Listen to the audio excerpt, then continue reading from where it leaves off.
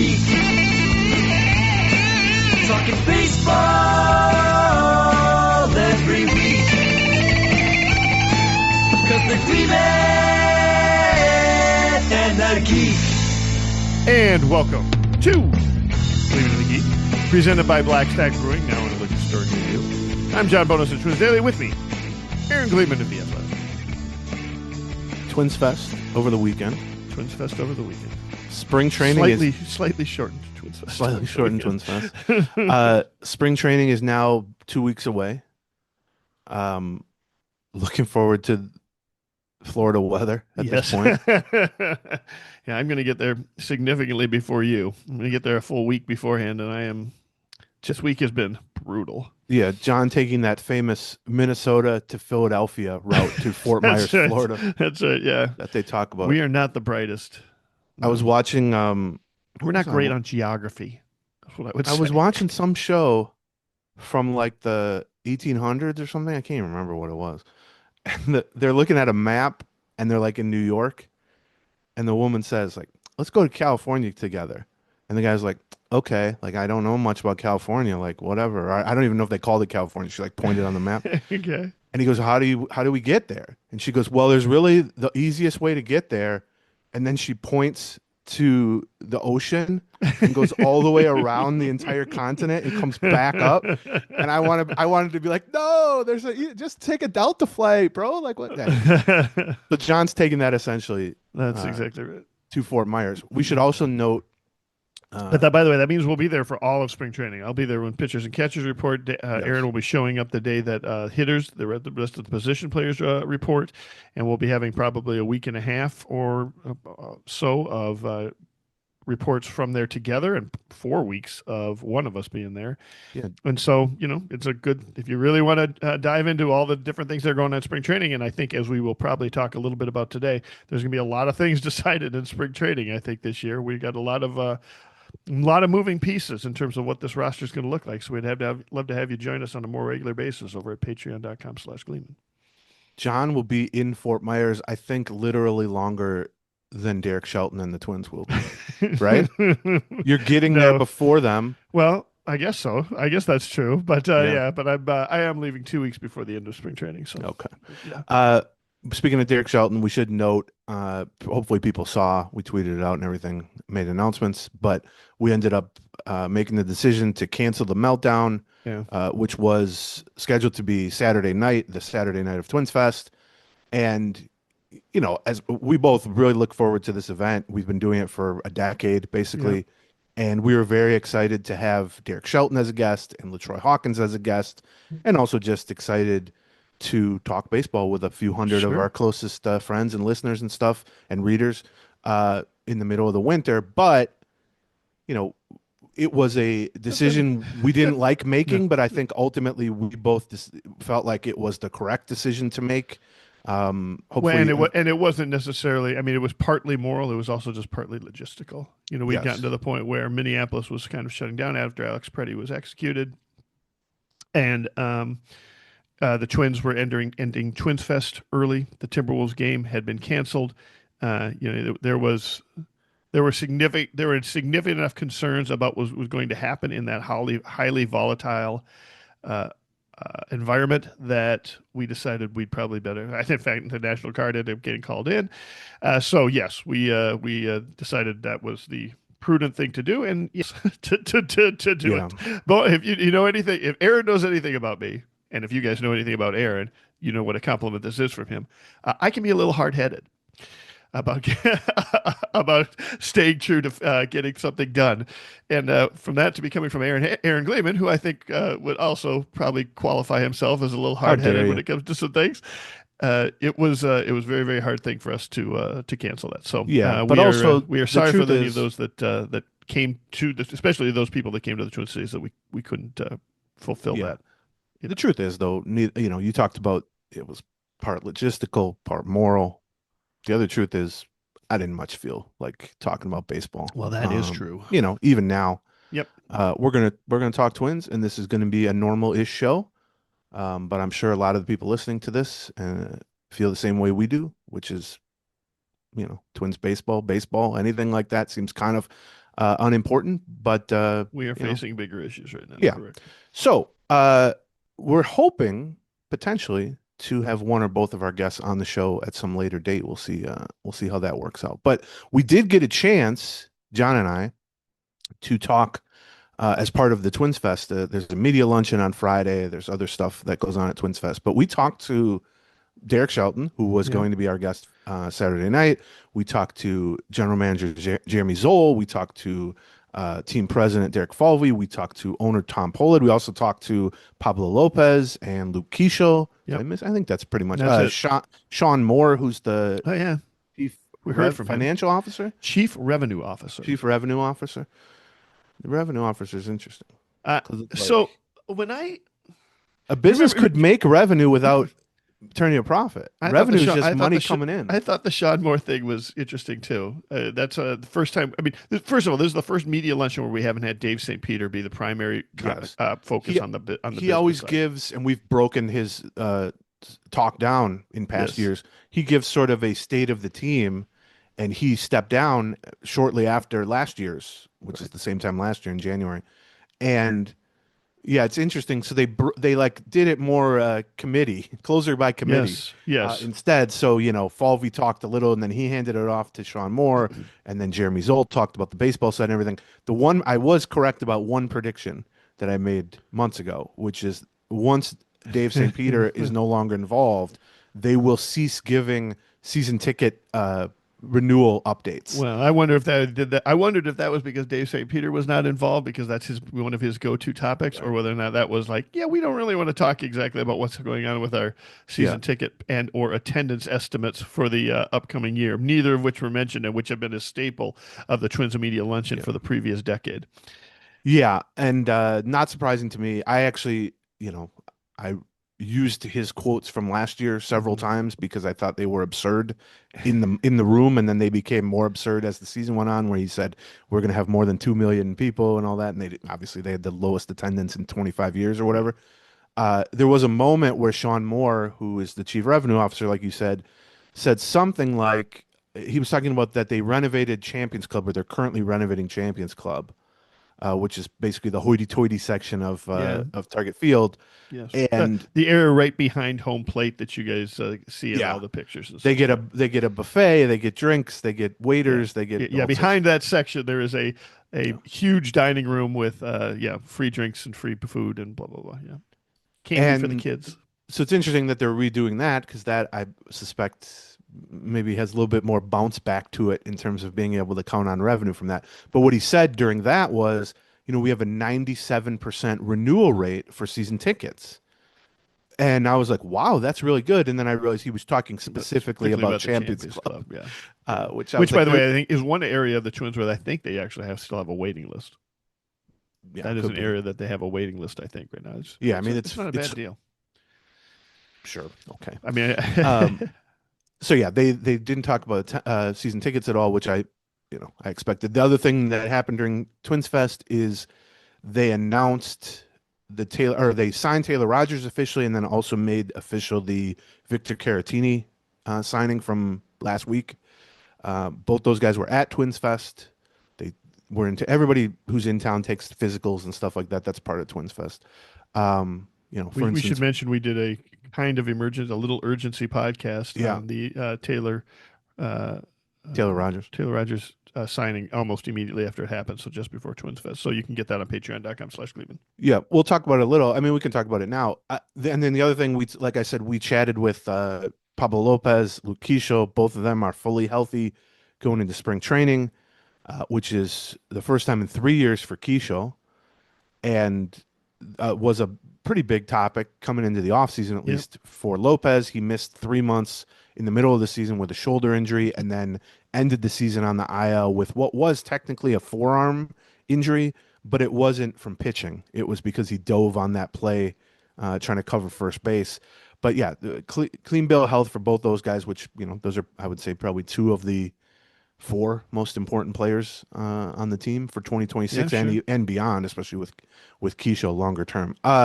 So on the Rogers front, we did a whole hour on this on the Patreon site, so we don't need to get into the minutia of it. But they finally add a relief pitcher after doing really nothing to reinforce the bullpen the entire offseason, or nothing substantial. Sign Rogers $2 million on a 1-year deal. Right. They reunite with him 4 years after they traded him away on the eve of the 2022 season. They traded him to San Diego along with Brent Rooker for Chris Paddock, Emilio Pagan, and Brian Medina, I want to say, has since washed out, I think. But they had to wait until Paddock was off the team before they could bring him back, I guess. Yeah. Yeah, it was interesting because Rogers talked a little bit. I wasn't there, but Saturday, to some of the reporters at the signing aspect of TwinsFest, I guess, Saturday afternoon, and he said he basically had his agents reach out to someone with the Twins. He didn't say who, during the winter meetings, which is like early December. Sure. And then he said he didn't hear back from the Twins for over a month at that point. That surprises me a little bit, but okay. Yeah. And then they called him because they meet a lot with a lot of people at the winter meetings. Like they meet with a lot of agents at the winter meetings to talk about stuff. So yeah, and then he basically said they called, a week ago, mid January basically, and as soon as they expressed interest, he said, "I told my agent make it happen." Right. He liked Shelton when they were together in 2018, 2019, when Shelton was a bench coach and Rogers was the closer. Right. He also was excited. It seems like he's excited about having LaTroy Hawkins as the bullpen coach. I really haven't heard anyone say anything short of excitement about LaTroy, which is why we were excited to have him as a guest at the Meltdown. Yes. So maybe we'll get him on later. But then also the Twins' new bench coach, he played for before too. So Rogers kind of made this happen. I mean, I don't think he took some big price cut, but he might have been able to get more than $2 million. I mean, $2 million is pretty minimal, but also $2 million was probably what it was going to take to fit into the Twins' self-imposed budget at that point. Yeah.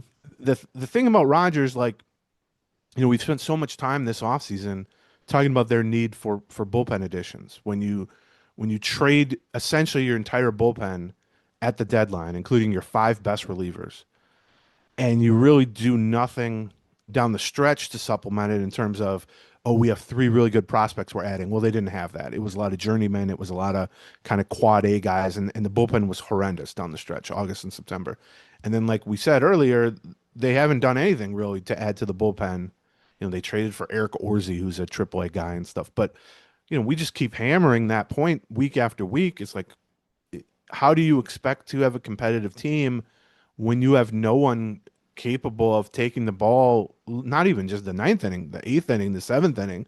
Like, you have no setup group, you have no closer in-house, and Taylor Rogers does not fix that unless he comes with a time machine. Sure.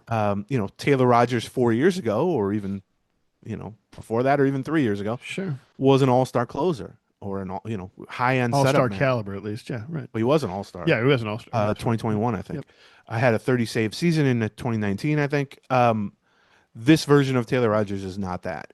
He's 35 years old now. He was 30 or 31 when they traded him. He's lost, 3 miles an hour, I would say, from his peak fastball, which is common for relievers as they get into their mid-30s. What was a kind of deep pitch mix for a reliever by virtue of his background as a starter has kind of shrunk through ineffectiveness because his fastball and his 4-seam or 2-seam, kind of a sinker and a regular, is no longer as effective because he's throwing at 91 instead of 94, 95. Right. And so that has caused him to lean much more heavily on his sweeper, his breaking ball, which is still effective, but you've removed sort of what makes the overall approach potentially dominant, because now he's really just sweeper heavy. The changeup he doesn't throw much. The fastball is much less effective. Yeah. Now, with that said, so what I'm trying to paint a picture of, do not expect the version of Taylor Rogers that Twins fans got used to the first time around. Sure. I mean, if you break up with someone, you don't get that guy for $2 million. You get that guy for what he signed his last contract for, which is what, 3 years and $33 million or something. Yeah, he was getting $11 million or $12 million a year on the last deal. And you break up with someone and you get back together 10 years later. you're both gonna look a little different. You know what I mean? You both got to kind of acknowledge that at the beginning here. Fair point. We got a few more lines. We got a few more wrinkles or whatever. Right. A few more gray hairs. But now with that said, and so I would view him more as a middle reliever on a good team versus a closer or even a setup man, maybe a secondary setup man, something like that.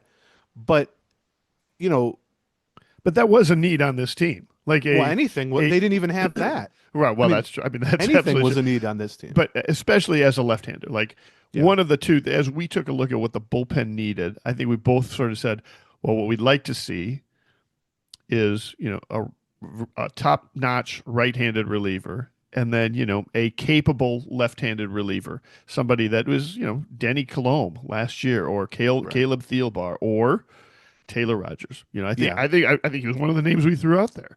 Yes, and so, I mean that trio. Thielbar re-signed with the Cubs for like $4 million. Danny Colomb is still unsigned, but last year at this time got a $3 million deal from the Twins. So this is the kind of the range of a lefty. To your point, yeah, I mean he immediately becomes the number one lefty, pushes Cody Funderburk into the number 2 spot, which was kind of the box you needed to check for a lefty. They needed to be better, or at least more dependably consistent, or if they've done it before. And I think compared to Cody Funderburk, I think even 2 weeks ago, as we were like, boy, I'm really worried about whether or not the Twins are going to come up with anybody decent for the bullpen. We're mostly talking about that higher upside right-handed reliever. We could still see there was still a market of left-handed middle relievers that were available that would fit the bill, would check the box. This isn't something that is. You're not looking for a difference maker from the left-handed side there. You're looking for somebody that you can come in and count on for occasional big outs in the 7th and 8th innings if you're versus a left-handed heavy lineup, or somebody that you can play mix and match in on the 6th inning, such that you can kind of outmaneuver them on their left-handed hitting lineup. So yeah. Now with that said, he might be their closer. He might. You're right. I mean, they just don't have. It's fine to talk about where he would fit in the MLB wide environment, which is, he'd be the 4th best reliever on a good bullpen, or the 5th even. Yes. On the Twins, he might be their best reliever. And even if he's only like their 2nd or 3rd best reliever, if somebody out there is very confident in Cole Sands or Justin Topa or somebody like that, he does have a closing experience and just a wealth of experience overall. So now we've, brought people's expectations down for him. I will say, over the past 2 years, he's got a 2.85 ERA, which looks very good. I mean, that's certainly closer caliber. However, within that, strikeout rate is down from where it was at his peak. Like I said, the velocity and the stuff is down. The swing and miss is down. The walks are up, not necessarily because he forgot how to throw strikes, but because when you're having to sort of nibble with lesser stuff and you can't just throw a pitch and know you're going to get a swing and miss on it, that leads to deeper counts and more walks. You're having to kind of work harder for your outs because your stuff is not doing the heavy lifting for you like it did before. And sure enough, if you look at some of the predictive advanced metrics for his last two years, 2.85 ERA, 3.62 expected ERA, 3.92 expected fielding independent pitching xFIP. That's, I think, more along the lines of where I would try to set people's expectations for him. By the way, a 3.62 ERA or even a 3.92 ERA, those are functional relievers. Sure, absolutely. They're just more, 6th inning guys than 8th or 9th inning guys. So, I do think Rogers does bring some value two ways that go beyond the ERA. I mean, none of this matters if he's cooked. I mean, if he's throwing 89 and he's getting rocked, nobody cares about it's kind of the soft factors that I'm going to say here. But assuming he maintains, 3.5 ERA type of guy, or even a low 4 ERA type of guy, I think just his overall experience and the fact that he was extraordinarily well liked his first time around, took a leadership role. He was their union rep for several years. He's the guy who stood in front of everyone and answered questions about why spring training was shutting down due to COVID in 2020. Like, this is a high character, good person who everyone respects on and off the field. I think that has some value in a young bullpen, obviously, where people are trying to get, comfortable out there, and you're going to have, but the other thing specific to him is his background, and this folds into the same idea, but his background is something that they're trying to duplicate with several other young starting pitchers, which is Taylor Rogers was like an 11th round pick in 2012 out of University of Kentucky, and he made it all the way to AAA. He was never, ever anywhere close to a top prospect. He was a low 90s fastball, kind of soft tossing left-handed starter. He had some good years in the minors, and potentially, I know he would finish, in the 25 to 40 range most years on my prospect list each winter that I put out. He had a chance to be, a back end starter, long reliever, that type of profile. And then at AAA, he switched to the bullpen, and he was called up to the majors like within 2 weeks. And a month after that, he was pitching high leverage. Yeah. And a few months after that, he was getting save opportunities. And now he's 10 years into a major league career where he's been an all-star and he's made, 50 million, and he's back with the Twins. So I think and that's not an unusual profile or an unusual path for a lot of the Twins relievers, but in particular, they're probably looking for that path to be traveled in a expedited fashion over the next 3 months with a number of their minor league prospects. Yeah. And I mean, we've talked about this over the years, but pretty much every good reliever in Twins history, Aguilera, Nathan, Rogers, Guardado, Perkins, Duran, Jax, Varlin. I mean, I'm missing, but they all kind of fit in the same category. They were all, quote unquote, failed starters, whether due to injuries or they didn't have a deep enough pitch mix or their durability just wouldn't do it, or they just were so promising out of the bullpen potentially that the Twins decided to move them there. And Rogers is a good example of how someone's profile, can go from one end of the spectrum to the other. Like with Duran, for instance, he moved to the bullpen, I think in 2022 spring training, because of injuries. He had spent the previous year at AAA, and he had only made a handful of starts because of elbow problems. And he had some injury issues in the past too, and they basically said, we know this guy is a major league pitcher. I mean, his stuff is overwhelming. Right. But do we want to continue to try to mess around and get him to 175 innings if it's going to potentially cost him seasons because of injuries, or maybe at some point wears him down physically to the point that he's no longer a high-end pitcher? And so they moved him to the bullpen, and, we saw what happened after that. But with Duran, it wasn't a question of like, can this guy be a good reliever? Right. Because he was already a good starter, and he already threw 100 miles an hour as a starter. It was, can he be an amazing reliever? And he has been.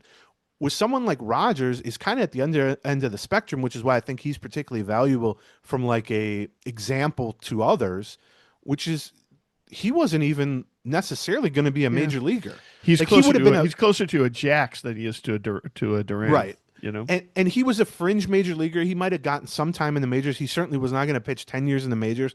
And from a stuff standpoint, his stuff really jumped once he moved to the bullpen. Well, that's what you're trying to accomplish with, some young pitchers, some major league starters, someone like Festo or Matthews or Abel or Bradley or Simeon Woods-Richardson. I mean, something's got to give here from a starting pitching depth standpoint, because they have 8 or 9 guys who you would project as a major league starter for this season. Well, they're not going to have an 8 or 9 man rotation, and they have holes in the bullpen. So some of these guys who are starters are going to move to the bullpen. Some of these guys who are starting prospects in the minors who have yet to pitch in the majors, like Marco Raya, Connor Prelip, etc., are also going to convert that way at some point, maybe this spring. Yeah. And so to be able to point to 2 of the more prominent examples to ever do it in the Twins' history, one being Taylor Rogers from the left side, and one being LaTroy Hawkins from the right side, who is now the literal bullpen coach, I think is going to be very helpful, because they can answer all the questions, and even beyond answering the questions, if you say to Connor Prelip, we'd like to move you to the bullpen,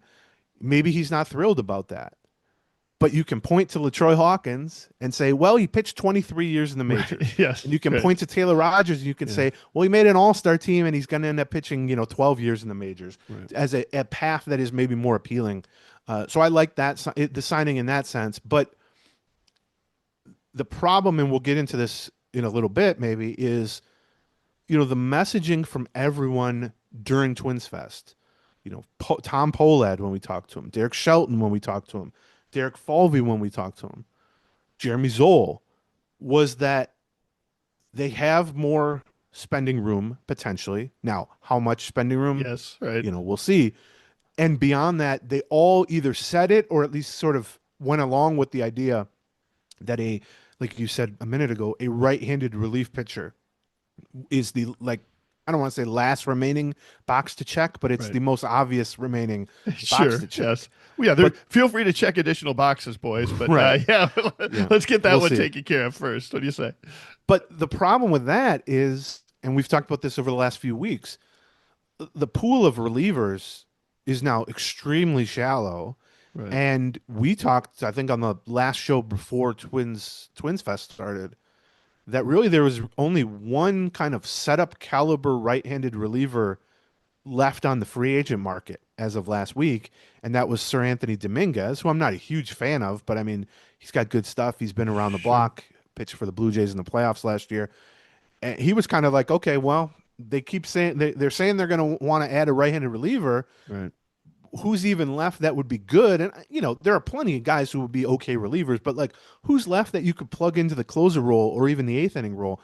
Dominguez, to my mind, and I think you pretty much agreed, was the last of those guys, and he just recently, right before Twins Fest, signed a 2-year, $20 million deal with the Chicago White Sox of all teams. Wow, So I'm surprised. I'm surprised he got that kind of yes, money. I'm surprised A, he got $10 million a year, and B, that he got a 2-year deal at $10 million a year. yeah. So I'm presuming he will be the closer for the White Sox, which he probably would have been for the Twins too. Obviously, 2 years, 20 million, the Twins were never going to be no, that's not even close, right? in the mix for that. But if you remove him now from the list and you remove Taylor Rogers from the list, of the top 30 free agent relievers in terms of projected wins above replacement for 2026, this upcoming season on Fangraphs, 28 of the 30 have now signed. That's the it. highest remaining is. I don't You a know, lefty, Justin Wilson, and I think David Robertson, who's 200 years old and usually signs mid-season. I mean, yeah, right, yeah. the point would be, it's great that the Twins are talking openly when asked about having some more spending room because their payroll is like 105 million right now, and about specifically knowing, hey, we know we need a right-handed reliever. That's great. The problem is you're 2 weeks out from spring training and there is literally no free agent, at least Right. in my mind, maybe the Twins feel differently, who would slot into an eighth or ninth inning role and would be even average in that role. And so, trades are still available, obviously. More likely, or not more likely. I guess my assumption is when they talk about needing to add a right-handed reliever and they talk about having some spending room left, and then I look at the list of free agent relievers and I think, what's even here? They Right. might be talking about signing someone to a 1 year, $3 million, a Taylor That's right. Rogers Yep. esque Right. guy. And that, to me, you need to do that. I mean, that will be an upgrade for them because they just don't have anything along those lines right now. But to me, if that's the last box checked of this offseason, and the offseason essentially is a 4-move offseason of Josh Bell, Victor Caratini, Taylor Rogers, and this unnamed right-handed reliever. Unnamed $2.5 million reliever that they're Yeah, getting off. That's not even in the top 30, right? Yeah. that's pretty bare minimum to me. Well, I And mean, we talked a little bit about this before I think Sir Anthony signed. If they were to have gotten him, I would have been like, well, right, of the 4 spots that I thought they had open, they did a little bit better than I thought they were going to do getting Josh Bell as the first baseman. They did quite a bit better than I thought they were going to do with the backup catcher, Carantini. They did exactly as I thought they would do, sort of at the Taylor right. Rogers level. And then if they could just, but the problem is that that right-handed reliever in our minds was 1A or 1B in terms Yep. of the biggest signings that they needed to do. And as of now, it's undone, and it looks questionable exactly what they'll get or if they'll get anybody for it. So Yeah, and look, bullpens are tricky. You can find gems on the scrap heap for cheap.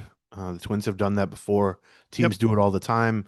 But if they don't make a trade for that reliever, and I think that's still a possibility, certainly, it's just by definition that guy's not good. Like Right, he might be yes, better than right, expected, that's right. but in Yeah. terms of kind of what you can project out of that veteran in that role, it's pretty underwhelming. And I agree that the Josh Bell signing a little bit better than I thought. or he was at the top of my list. The Yeah. Caratini signing, yeah, he's better than anybody expected the backup catcher to be, particularly because they already acquired a backup catcher before signing him Right. in Alex Jackson. But also because we expected Ryan Jefferson to have a bigger role, and this kind of limits that a little bit. right, but beyond that, like, okay, you did better than expected for a backup.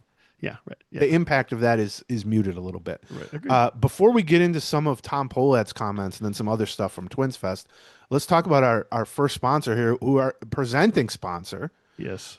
Who would have provided the beer for the meltdown had the meltdown gone as planned. Blackstack. As I was pulling up and hearing that the Timberwolves game had been canceled, and I saw Safe, who's the president of Blackstack, I think, hauling pint glasses up a half a flight of stairs to for the I am bummed that those people who attend the meltdown could not try out some of Blackstack's beers, because you're gonna like them.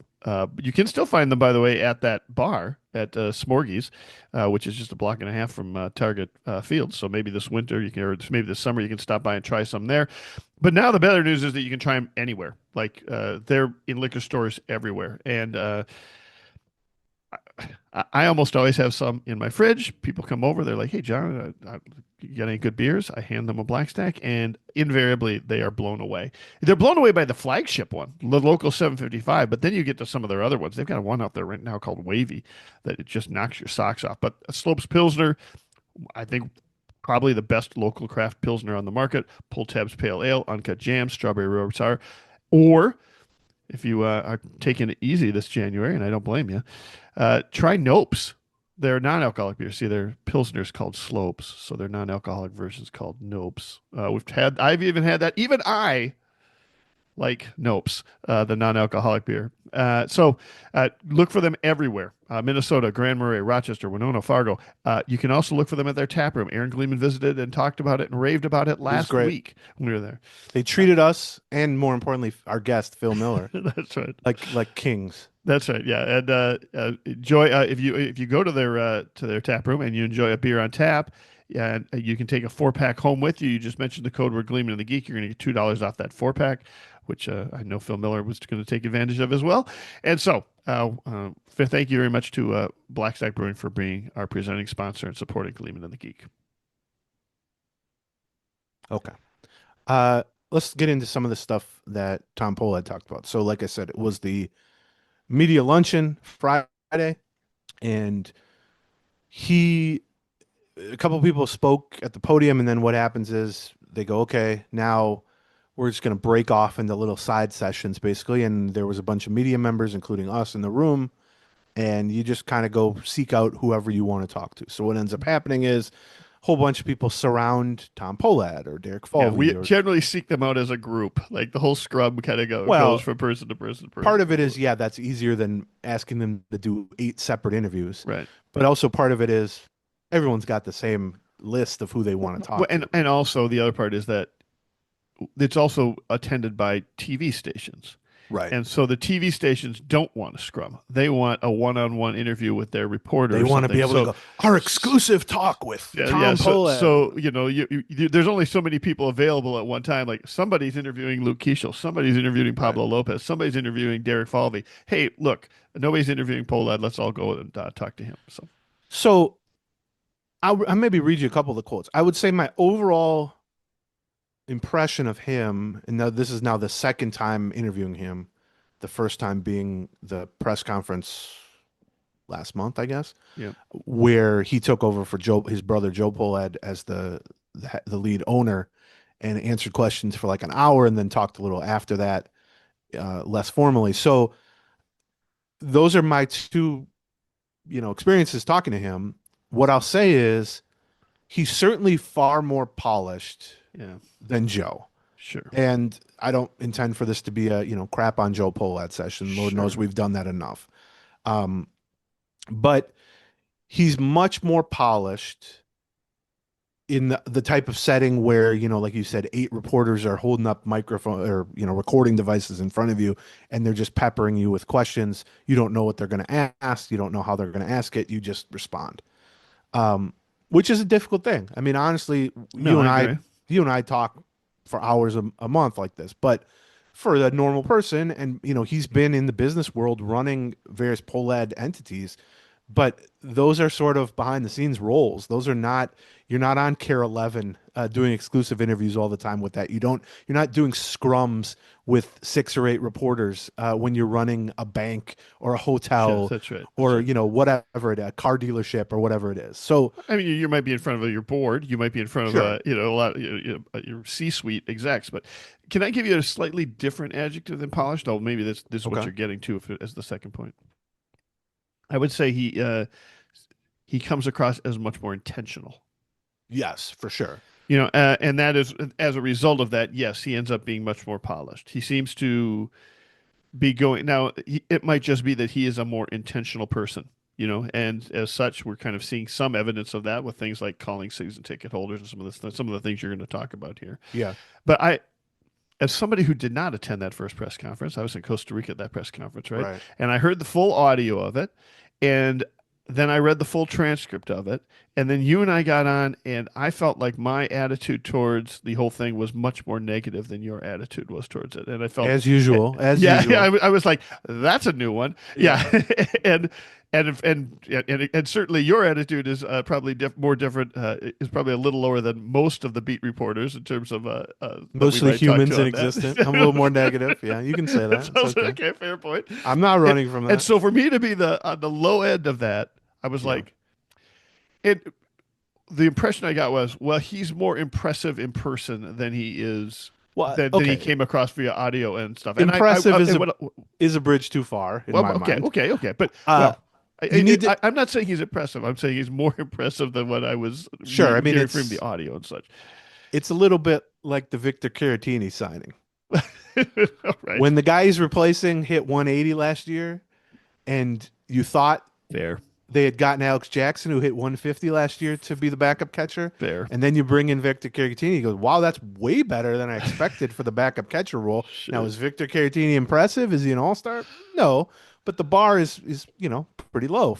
Anyway, I could see why people were more optimistic after that first press conference than I was, who only heard the audio of it and only read the transcript of it. Yeah, I mean, that's basically what I'm saying. The press conference, talking about being intentional and all that, like, he had notes he had bullet points that he wanted to say at the press conference. I got to look at them.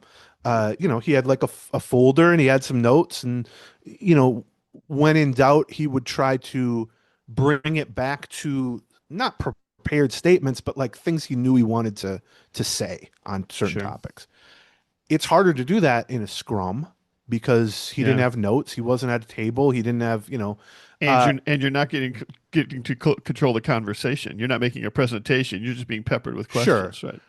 But he certainly, it felt to me kind of similar in that he clearly had a handful of things he wanted to repeat and say and circle back to. And in moments where he seemed genuinely surprised by a question, where he didn't have, again, not a prepared statement, but in the back of his mind knowing, hey, if they ask me about this, I'll tell them this. Right. Which honestly is how we do this show. Sure, of course. I have a little outline here where it says, first topic, Taylor Rogers. Yep. So if someone asked about the bullpen, I would say, well, they just signed Taylor Rogers. It's not that you have a speech prepared, but there were moments when he would get asked a question, either phrased in a way that was surprising, or it was just kind of an offbeat question that there was no way to predict it. Somebody would be like, how's Matt Wallner or something? He'd be like, you could see in his mind, he would like take a moment and be like, okay, what do I want to say here? And I appreciate that. I mean, you don't want someone to be scripted or robotic, and he wasn't necessarily that. But I personally appreciate that more than someone who's just going off the cuff, but is ultimately not saying anything, which was often the case with Joe Pohlad. Now, what I will say, though, whether it was the press conference when he took over last month or during TwinsFest, the scrum that we're talking about, Tom Pohlad was much more polished. He certainly answered every question. He made himself available. All that I appreciate. Joe Pohlad, I believe, did not do one single media interview in the year 2025, just for comparison. However, one of these talking points, or several of the talking points, that is clearly something he's trying to lean into, is that they need to communicate better to fans through by way of the media often, that they need to lay out their plan in a more clear way so that fans understand where they're coming from and all this stuff. But ultimately, he didn't say anything that fits those descriptions. Do you know what I mean? He wants to be more open and honest and communicate better and be more public facing, which he's doing. I give him credit for that. But he also kept saying, well, we need fans to understand our plan. We need to tell them what the plan is. We need to be on the same, we need to be heading in the same direction. But he hasn't said anything what the plan is, because right now the plan contradicts all the good feeling things that he wants fans to hear, because they have a $105 million payroll. And as we just said, they've done nothing really significant all offseason. And so it's great that someone is better at public speaking and more willing to get in front of a microphone or a camera. I think that is admirable from an owner, from a billionaire who certainly doesn't need to do that. And some of his answers were really good, but a lot of his answers were like good in theory. They were more laying out sort of buzzwords of what I would want an owner to say, which is we need to communicate better. We need to be more upfront. We need to be more honest. We need to lay out our strategy. We need fans to understand our plan. But then at the end of it, you walk away and you go, well, what's their plan? The plan is not spending much money right now. The action that we're looking for is we're going to keep our powder dry, hope that people take a step forward, and then maybe we'll have something to invest in this team. But I mean, this is clearly that's the optimistic way of looking at what his plan is, and for him to say that is, not going to pump up the fan base by any stretch of the imagination, right? So. Yeah, and by the way, that is the optimistic way of looking at it. If the other way it goes is that everybody doesn't take a step forward, people take a step back, and we have to go through this something very similar next year, only without Lopez, Ryan, and and Jeffers on the roster. Yeah, and so it's the ultimate cliche, but it's for a reason. Is actions are going to speak louder than words. Now, that doesn't mean the words are meaningless. It doesn't mean the words can't provide some level of optimism or comfort to a fan base that has been desperate for an owner to just stand up there and answer questions in a way that doesn't make you shake your head every single time. And so I'm not taking away from that. However, he kept saying things, at the opening press conference about, they're going to be relentless in their pursuit of winning and all that stuff. And this time he said something like, we're all in. He kept saying, we need to win in 2026. We need to have a good 2026. We understand that. That's the only way to win fans back. And then you go, well, how does that match with the offseason you guys have had? And how does that match with 2 weeks from spring training, the roster and the bullpen and the payroll and all that? Right. And it seems to be a disconnect, not because I think he's trying to pull a fast one on anybody, but I think it really kind of exposes in a way when someone takes over the lead ownership role and says all the things you would want an owner to say, which is, we understand we screwed up. We understand fans are mad. We're going to be better at communicating. I'm going to be more open and honest. We're going to lay out the strategy. We're going to lay out the plan. But when the plan itself is not going to cause any optimism and is going to be even more frustrating in that it's 30 million down from last year's payroll and 60 million down from 3 years payroll, it's difficult to sort of merge those two things in a coherent fashion. And so that's been my takeaway, part of my takeaway in each of the first two instances, which he's saying all the right things. And I do believe he means it. I don't think it's just pure BS, but ultimately it's a weird situation or a weird timing to say we're going to be relentless, we're going to go all in, we need to win in 2026, and then have these actions or lack of actions really. How do you kind of blend those two things? How can you say those things and then have your third biggest move of the offseason be giving Taylor Rogers $2 million? I will say the answer that impressed me the most was acknowledging that they effed up after 2023. Right, which he did at the press conference too. Right. Now, some people took that as him throwing Joe under the bus. Right. Because he was basically... and you can read it the same way a little bit right now, but basically what he said is, we are here, and he listed 4 factors outside of the Twins' control as to why they're here. Right. Right. And although none of them were the fans didn't show up after a big 2023 or something like that. Like we expected more fan support or something like that. Right. None of that was that. It was, uh, we've been in the middle of a potential sale. People aren't really sure what's going on there.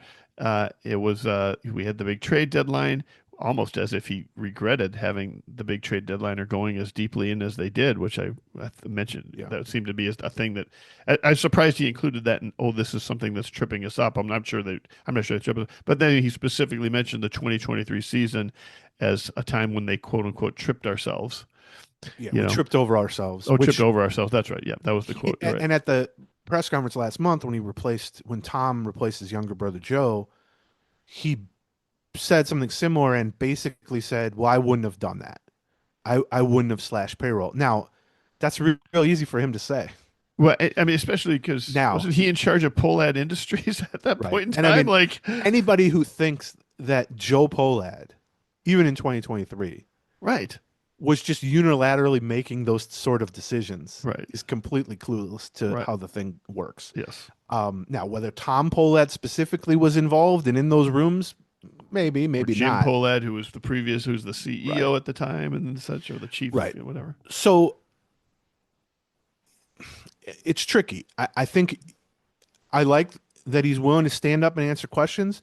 A lot of his answers were good. He's certainly, more polished, better at answering questions, more willing to say things of substance. However, it runs counter to their actions thus far. Now, with that said, he's been on the job for a month. So, these big sweeping changes, but it does still feel a little tone deaf to talk about how you're so focused on winning in 2026 and how you need to win the fans back through wins on the field, and talk about your relentless pursuit of championships and we're all in and, all this stuff. And then you go, boy, I wonder what they've done this off. Like, let's look at all their moves this offseason. And it's like, where's the second page of move? Like, this is what we got. Are these and that's a tricky thing. Well, I mean, not just there weren't that many moves, but also you did cut payroll yet again. Right. And that's the other thing. I'll read you. So I asked him specifically after he talked about some of the things that we're getting to here. Let me find the quote. I'll quote you so as to not remember. So I asked him, I don't know how I phrased it, but I essentially said, do you anticipate having room to add to the current payroll, which is roughly 104 million or something like that right now, to add further roster help, because you keep talking about the need to have a good team on the field for 2026. So here's his full response. This is Tom Pohlad. Quote, "Yeah, we're going to continue. The clock doesn't stop until opening day, right? For better or worse, Derek and Jeremy," that's Falvey and Zoll, "Derek and Jeremy have a history of adding pieces late. I'm sure you are going to continue to see that. We know that we have to continue to improve the bullpen, and we're going to continue to be opportunistic about creative pieces that can improve this team across the field." So that's a reasonable answer. That's a relatively direct answer given the circumstances. It also echoes a lot of what, Falvey's themes have been the last 8-10 years. Like, we're going to be opportunistic and we're going to be creative about trying to find ways to compete within a budget. Right. Often creative in this circumstance is just a synonym for cheap.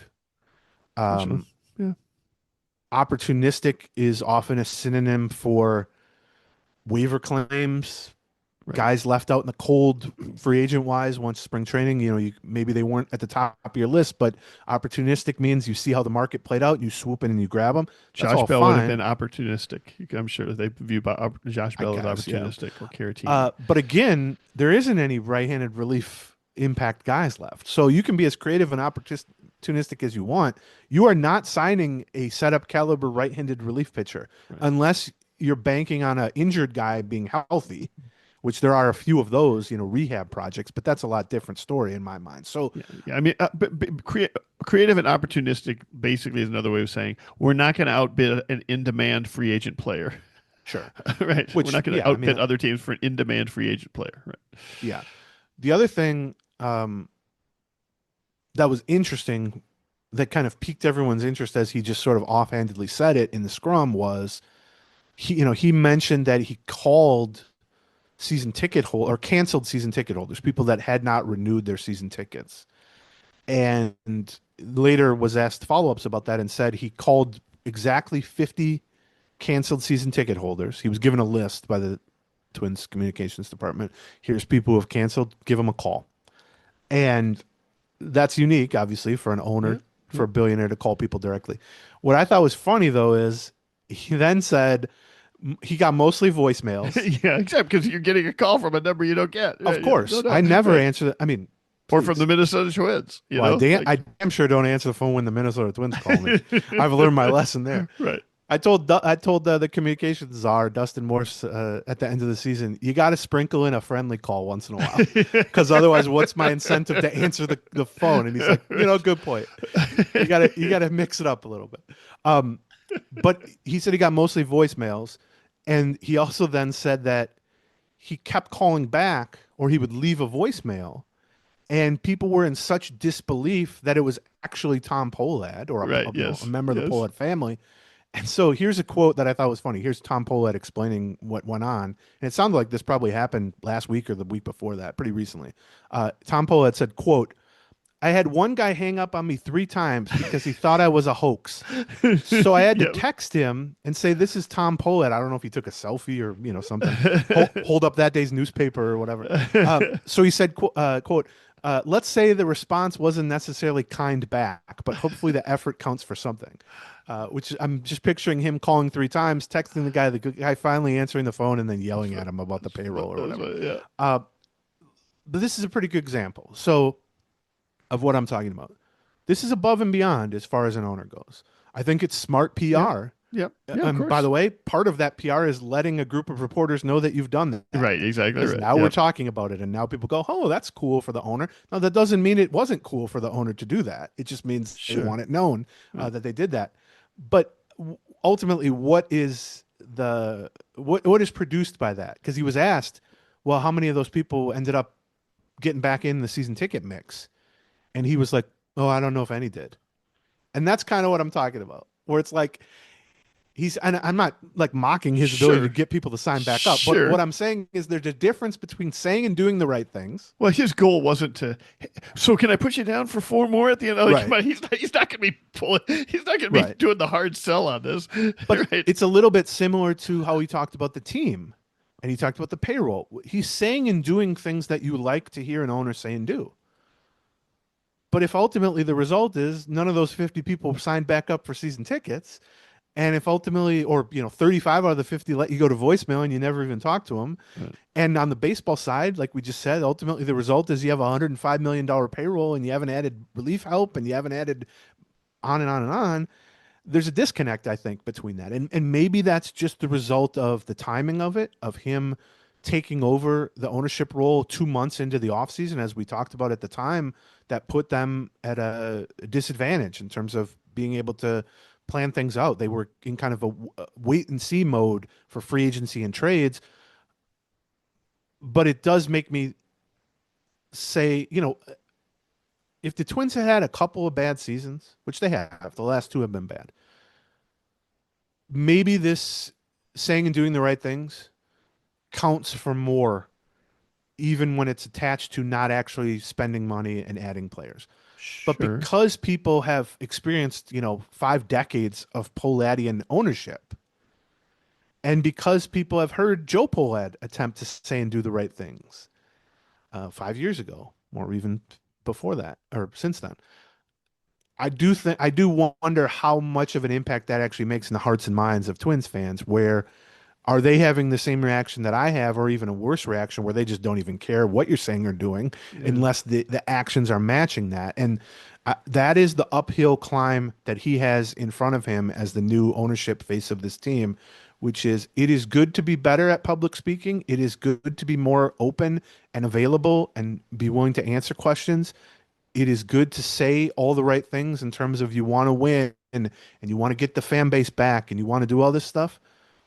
But unless it's connected to actual money being spent and talent being brought in this year or for the future, I think there is a cap on Sure. how much of an impact that can have. And I'm not sure he will learn that, but I'm not sure I'm sure he's viewing it as more of a new broom sweeps clean than maybe Twins fans are, because I know, I will speak for myself, and we've heard from a lot of Twins fans, if the last name is the same, the first name doesn't matter that much. Yeah, right. And I We've seen think the last name that's change over and over and over again, or the right. first name change over and over and over again.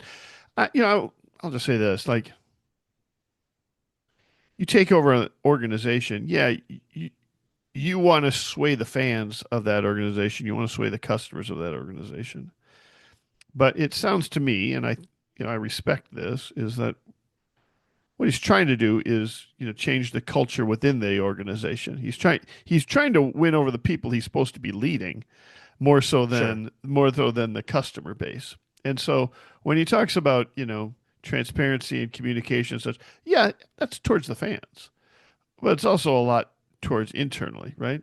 When you're Sure. talking about investing, that's also the same sort of thing. Now, internally, I think they're probably even more aware of cuts, right? Because that threatens everybody, right? By the way, they've continued to make cuts behind the scenes. I heard, I won't say, Right. specifically, but I heard a handful of other non-baseball employees who have been let go Yeah. over the last month or two, beyond the scouts that were let Right. go, which we Yes. talked about, and some other things behind the scenes Right. too. Yeah. So, I'm still, I agree with you. Like, if you're going to be pumping up, uh, we believe in this and we want to invest and we want to be relentless and that sort of thing. You know, the investment financially has to go hand in hand with that at some point. And if you're not going to make that financial investment right now, you know, it's harder for people to buy into that, both whether they're customers or whether or not they're employees, right? Right, because you're Right. basically telling someone, I always do a restaurant analogy, and you guys can see why if you're on YouTube. Um,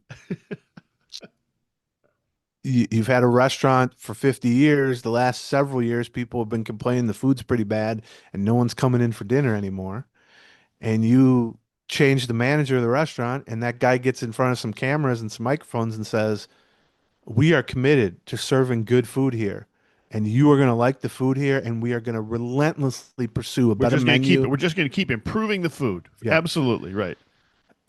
And then people look at the menu and they go, "Well, There's they like added one new like, dish. yeah, Yeah. there's one new appetizer here." Yeah, right, yeah. And it's also the prices aren't any lower, Right. and And what wasn't he the appetizer for? Wasn't he like a really good appetizer like 4 years yeah, ago, and now he's coming right. back here? All right. Well, this analogy is broken down, but you get my point.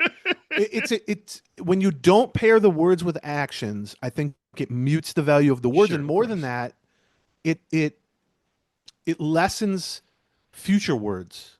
Right. Yeah. In other words, if you use up the clean slate, Sure. Yeah. Yeah. which Yeah. is not going to exist a year from now, Right. by Yeah. telling everyone how relentlessly you're doing this and you guys need to win, but you're not pairing that with actual additions and spending. And part of it is the spending, obviously. When you drop 30 million in payroll year after year, any talk of improvement is BS. I mean, it's just Right. that's not how it works. But then Including the beyond most that, recent year where you've cut it another, right. 15 to 20. Right. But then it's not just about money. I mean, if they had traded three core players and since the deadline, after the deadline during the offseason, if they had traded a couple of hitters and brought in this and brought that, you could at least point to some new menu items. But the truth is they've had less turnover during the offseason. Now that's a direct result of how much turnover they had at the trade deadline, but that was not perceived well, by the Right. way. Right. They've had less offseason turnover than almost any team in the league, let alone adding new pieces. So it's some good, some bad. I think longer term, they're in a better position with Tom Pohlad, which is why they brought him in, why they brought him from, managing much bigger, not bigger, but much more pure business stuff, which Joe Pohlad had not done. Joe Pohlad had run a radio station into the ground, basically, was his previous thing. But they pulled Tom Pohlad out of some real business stuff to take this thing over because he was going so bad. And I think long term, that's going to be a positive thing. I think from our perspective, it's good to have someone willing to stand up there and answer questions. Well, I put in a request to have him on the podcast, by the way. Oh, We'll see good. how that goes. Maybe during Yeah. spring training or something. I said he's going to be down there for a month. Cool. But you have to pair that with something. And, you have to pair that with winning, but how do you win is you bring in more talent. So before we talk about some other stuff, let's talk about our second batch of sponsors here. Prize Picks. Prize Picks. We got the Super Bowl coming up, kids. You've also got football. You've got also got basketball and hockey and all kinds of things. You know, I think a lot of people play fantasy football. Fantasy football is pretty much over for most of us. But you know, you still got sports opinions. It's a little bit harder to find a fantasy basketball league. It's a little bit harder to find a fantasy hockey league. But you're sitting there. I mean, it's 20 below out right now. Like, what else are you going to do at night? You don't want to go the hell outside. How about some Prize Picks? That's a great way to play fantasy sports. All you do is you download the app. You take a look at, you know, whatever games you're going to be watching that night. Maybe last night I was watching Nebraska, Michigan, right? Go and see what they've got predicted for the various players on there. How many rebounds they're going to get, how many points they're going to get, how many assists they're going to get, how many blocks they're going to get, all kinds of stuff that they got out there, right? You take a look at it. You're like, well, I think that's an optimistic total. Or you think, oh, they're absolutely going to get that. You just pick that player. You pick those players from several different teams, uh, several different games, and build a lineup. And for each one, you go, well, I'm going to think that's going to be a little bit more than that, or a little bit less than that, a little bit more than that, a little bit less than that. You throw $5 at it, maybe $10, maybe $15, whatever you're comfortable with, and see how it does. And if you're right, you're going to win back a lot of money. So it's just an easy way to kind of exercise your fantasy opinions in a way that can turn profitable for you, and it can be especially profitable for you if you're a Gleeman and the Geek listener, because you don't even have to risk that much money. All you do is you download the Prize Picks app today, and you use the code Gleeman, and you're going to get $50 in lineups after you play just a $5 lineup. So it's an easy, simple way to try it out. That's code Gleeman to get $50 in lineups after you play your first $5 lineup. Prize Picks. It's good to be right. Okay. Let's talk about a few transactions here that they actually had. One at the top of the list was settling the arbitration case with Joe Ryan, which it sounded like they were going to have a hearing with him. I think they said in Florida this week. And oh, so wow. Okay, that was going to even be before spring training. Okay. Yeah. So they settled. As we talked about the last couple episodes, he was their only arbitration eligible player that they hadn't worked out a deal with for 2026. That didn't affect his status with the team, but it meant that they were going to have to go to a hearing. And we spent a lot of time on the last episode talking about that. There's, I think, a YouTube clip, like 8 minutes, breaking down why teams and players often try to avoid arbitration hearings, because it's not real fun for either side, because the team is basically trying to tell a panel of judges that the guy isn't worth what he wants. Right. And the guy doesn't like hearing that. And so it can create some tense feelings. So for an organization that's constantly telling you, you're great, you're fantastic, you got to keep going, blah, you're really on the right path, you end up seeing the ugly underside of that they mostly keep from you. Right. So they end up settling. Joe Ryan had filed at $6.35 million as his requested salary for 2026. The Twins had countered or filed at $5.85 million, which is a gap of $500,000, which is a lot of money, but it's really only like 7%, something like that. And you can put that in terms of a normal person's job. It's significant, but it's not, something that you shouldn't be able to bridge that gap. And they did. He ended up getting kind of a weird contract. I would advise people not to get caught up in the odd details of this contract. It's essentially $6.2 million, which is $100,000 above what would have been the midpoint between 6.35 and 5.85. So Ryan ended up getting an extra $100,000 basically, and rightfully so.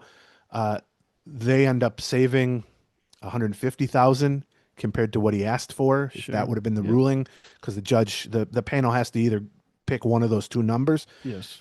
Now, what I would say is this is a hell of a way to save $150,000. And was it worth it to piss off one of your players and add drama to this thing? And maybe that contributed in some small way to him not wanting to be at TwinsFest, et cetera, et cetera. Ultimately, they get it done. I don't think there's any lingering bad feelings or anything. But the deal was announced, or the technical terms of the deal are that he gets $6.1 million this year, And then there's a $13 million mutual option for 2027 with a $100,000 buyout. Now, anybody who's listened to the show over the years knows when you see mutual option, you should assume that will not be exercised by either party. Right. Yeah. I truly cannot remember the last time the Twins had a mutual option that was exercised because it takes two to tango on that. If either side doesn't want it, and the odds of that sweet spot where Joe Ryan wants to come back for 13 million Right. and the Twins want him back for 13 million is just non-existent. What it accomplishes is two things. So you say, well, why would they do that? If everyone knows across baseball, mutual options are just sort of pointless. Well, what pushes the some of the money till after the season, in this case, the $100,000 buyout, it still counts on their books for that current season, but it's not paid during the season. It gets paid once it gets turned down. Paid in the off season, right? Yeah. More importantly here, and you'll often see that like with the $2 million buyout or something where that's more important. They'd rather pay it in December or November than they would in June. But what's really driving this here, that option is going to get turned down by somebody. But two important points there. He will not be a free agent if that option gets turned down. He will just revert to being arbitration eligible again. Right. So the option really is meaningless in that sense. But the real reason they did it, and we've seen this with Topa and Alcala and some other guys over the years, where they will come to an agreement with an arbitration eligible player and they will tack on either a team option in those two cases or a mutual option. Because there are some teams in baseball that are called file and trial, which means if you don't come to a settlement before the deadline to submit the salaries that the team is requesting and the player is requesting, if you don't come to an agreement to avoid arbitration before that deadline, which was a couple weeks ago, the team says that's it. We don't negotiate after that. Yeah, this thing that we're talking about right now does not happen. You don't get a settlement in between there where we're going to find a midpoint. One of us is going to win and one of us is going to lose. That's the way it's going to work, right? It's a way for teams to try to apply leverage, to try to make the player want to come to an agreement, knowing that if we don't come to an agreement, we're going to a trial, which nobody wants. The Twins are not a file and trial team. However, like most teams, they want to avoid those. And so what they sort of use as a little trick there is that they will not, if a settlement isn't reached before the date to file the numbers, they will not do a 1-year deal. Now ask yourself, why have a $13 million team or mutual option that is 99.99% to never be exercised? Right. Yeah. Because technically, it's not just a pure 1-year deal. Yeah, I get so they can continue to tell agents in the future, hey, if we can't come to an agreement before this deadline, we don't sign 1-year deals. Right. But what they do is sign 1-year deals with weird options at the end of it as sort of a technicality. But for a third team, I mean, it would be unusual for a starting pitcher to have such a good year that he would jump from a $6 million arbitration award to a $13 million arbitration award. I don't think that's true at all. I would expect he'll definitely be well over 10 million next year. If he has another all-star season, you could easily double it, because the last arbitration season is mimicking sort of getting you close to free agency in terms of spending. Like, I probably would put the over-under, if we're assuming a healthy season from Joe Ryan, which who knows, at minimally 11 or 12 million. I mean, he went from I would have gone like 10.5, so we're not that far off. Right. I mean, he went from 2 million to 6.2 million from last year to this year. So, but if they feel like, oh well, his arbitration will be under 13 million, I mean, they would turn down that option and he gets the extra $100,000. Right. That's the thing. If he feels like if they're like, hold it, for $13 million, he could get $16 million. Like, he just had such an outstanding year. He's going to get $16 million in arbitration. They would exercise it. They wouldn't have to pay the $100,000, but he would not exercise it because he'd rather take the $16 million. Right. Yeah. I mean, if you're a Joe Ryan fan or a Twins fan, treat the mutual option the second year as meaningless. Right. He got $6.2 million for this calendar year, which is basically the midpoint. And then next offseason, he will again be arbitration eligible for the Twins or another team if he's traded to another team. I did see one note. I think maybe Bobby Nightingale had this in his article in the Strib.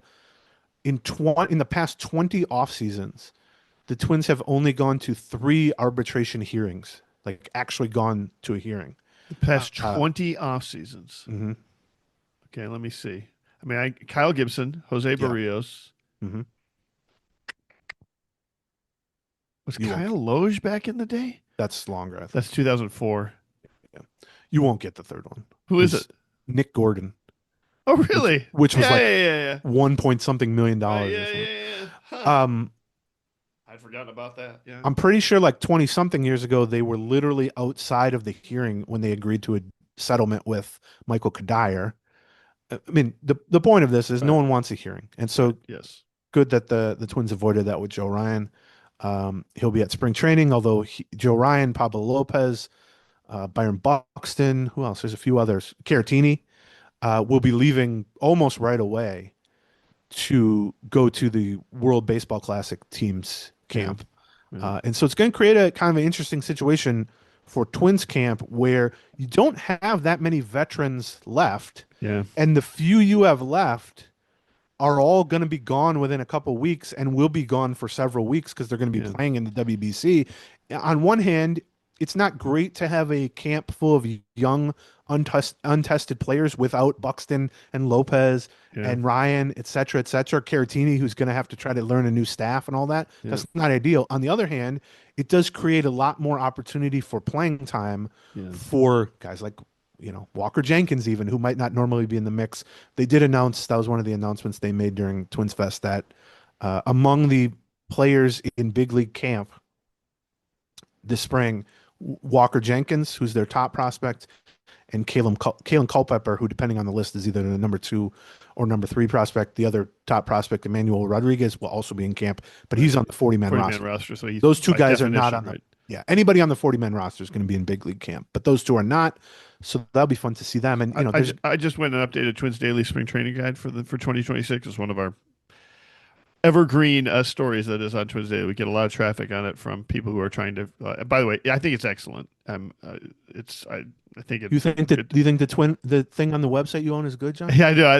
I think this story is about as it's almost too comprehensive. You will probably want to. You probably wish it was shorter. I just want to say, I think I look handsome today. If we're just doing that. I don't. But go ahead. I will just. It's one of the things that we talk about on there is when is the best time to visit spring training. Mm-hmm. And there's 3 different options. One is before the games start, one is just as the games start, and one is towards the end of spring training. And it depends on sort of what your goal is. If your goal is to, watch some of the up and coming prospects or to see some of the bench battles and that sort of thing, we recommend going, at the beginning of when the games start, kind of in the middle there, end of February, beginning of March. And if you really want to see the players play that you're going to see on opening day, etc., we recommend going, towards the middle of March, towards the end of March. And during WCBC years, that's even more so the case. Right. You're not going to see much. If you are going to games the first week of March, second week of March, you ain't going to see Byron Buxton out there, I don't think. You're not going to see Pablo Lopez on the mound. You're not going to see Joe Ryan on the mound. So keep that in mind if you're planning your trip. On the other hand, if you want to actually shake hands or get a picture with them, getting there middle of February is not before the games start is not a terrible idea a lot of the time because they're walking back and forth. But I don't know exactly when they're all leaving for the WBC this year, so I'm presuming. Don't try to shake their hands. That's weird. Autograph, picture, whatever. Don't. But okay, hey, can I shake your hand? Person who used your hand for a living. Sure, I kiss them on the cheek. That's better. That's what John always does. First day of camp, right in the clubhouse. Sure. Goes right over, kisses them all. It's like an Italian wedding. Kiss on both cheeks. Yeah, that's right. Yeah, great. Couple other transaction stuff, much more minor, but they claimed Vidal Brujan off waivers and then DFA'd him a week later. Right. They ended up selling him to the Mets for cash considerations because they, in the meantime, had traded for a different utility infielder who is now in his 7th organization in the last 18 months. Tristan Gray, left-hand hitter, 29-year-old AAA guy, has had some cups of coffee in the majors.